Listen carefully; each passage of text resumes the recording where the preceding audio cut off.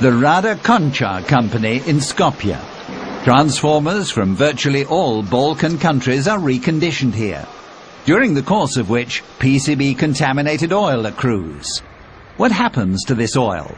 At present, the company still collects it in rusting drums and tanks, outdoors on the factory premises. The ground has turned black, due to PCB. In order to find out, a soil sample is necessary. Is the discoloration due to PCB? How much PCB has seeped into the soil over the years? First, a sample is taken from the surface for the laboratory. Then the geologists' drilling crew arrive. They drill through the concrete slab and sink 2 shallow boreholes to a depth of 1 meter. The core is made up of the concrete layer and the dry clay soil underneath. Compared to the blackened PCB-saturated concrete and subsoil core, the second core seems to be less contaminated. But 2 drill cores alone are not enough to provide precise information about the contamination of the entire site. In the laboratory, the gas chromatograph provides precise results. The samples contained very little PCB. The measured values were only approximately 30 ppm. Rada Končar is seeking a solution for safe storage of the PCB-contaminated oil. One idea is to extend the workshop and use it for intermediate storage.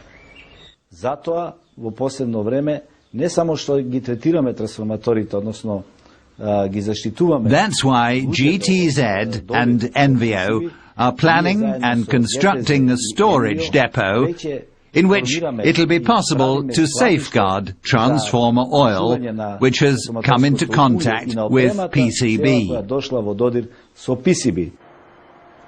NVO Recycling in Germany is a disposal company with a global catchment area.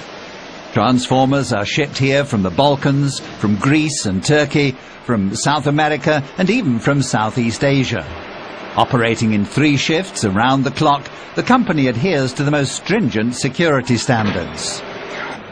The transformer data are registered, the units are weighed and then forwarded to the oil drainage facility. An adapter, suitable for almost all types of outlets, ensures that the transformers are drained safely. The company disposes of around 4,500 tons of PCB-containing equipment a year. Before the transformers are dismantled, they are rinsed with tetrachloroethylene in a closed system because of the highly poisonous nature of the solvent. Transformer panels from the iron core can be recycled. Windings go to a shredder, which strips the copper from the insulating paper. The scrap copper, a valuable raw material, is used to manufacture new windings and other components. With the implementation of the Stockholm Conventions, many countries are now starting to establish national inventories and national implementation plans for their PCB-containing equipment and PCB waste. The Republic of Macedonia is a country where NVO has been involved for a long time. Therefore, we are very happy to make a contribution to these activities and to support the country and to train relevant organizations and institutions in the Republic of Macedonia to help them with the management of their PCB stock. NVO has 3 storage tanks for PCB, total capacity 36 cubic meters. A special tanker collects the PCB oil at regular intervals.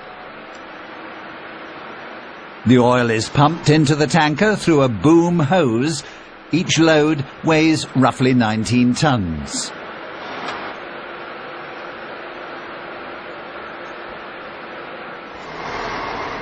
The journey ends around 50 kilometers away in Dormagen, at one of the most sophisticated high-temperature incinerators in Germany, operated by the Bayer Group. Here, special safety rules are observed, something for which Bayer is noted.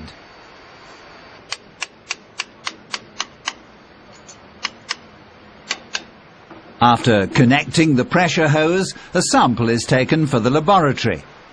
Under no circumstances must the incoming oil contain traces of heavy metals. Safety in all aspects. A container of impact-resistant plastic, specially reserved for transporting the sample jars. The oil is purged from the tanker using nitrogen gas. A system of pumps and pipes then forwards it to the rotary kiln furnace. 6 meters long, 3 meters in diameter, and tilted at an angle of 3 degrees, the incinerator rotates slowly. 3 different fluids can be injected and incinerated simultaneously. Monitors display all the key data. The incineration temperature of 1100 degrees Celsius, the various cleaning stages, and flue gas values. A glimpse into the incinerator shows the end of the road for PCBs. Environmentally sound disposal thanks to sophisticated technologies.